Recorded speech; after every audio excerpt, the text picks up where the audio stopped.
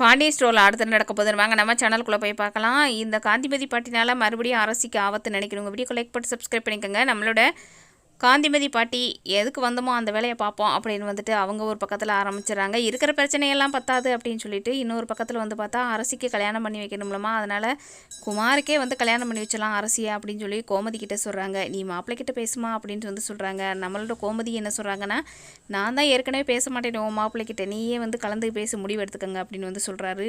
So அப்போ வந்துட்டு நம்மளோட அரசி வந்துட்டு நான் அந்த குமாரை கல்யாணம் பண்ணிக்க மாட்டேன் அப்படின்னு ஸ்ட்ரைட்டாகவே பாட்டிக்கிட்ட சொல்லிடுறாங்க. இன்னொரு பக்கம் வந்து பார்த்தா நம்மளோட பாண்டியன் வந்து இனிமேல் இந்த பேச்சு எடுக்காதீங்க, என் பொண்ணு விஷயத்தில் அவள் என்ன ஆசைப்படுறாளோ அதான் நடக்கும், உங்கள் வீட்டில் வந்துட்டு உங்கள் பசங்க உங்கள் பேரனுக்கு கல்யாணம் பண்ணி நான் கொடுக்க மாட்டேன் அப்படின்னு வந்து சொல்லிடுறாங்க. இதை கேட்ட காந்திமதி செம்ம கோவப்படுறாங்க.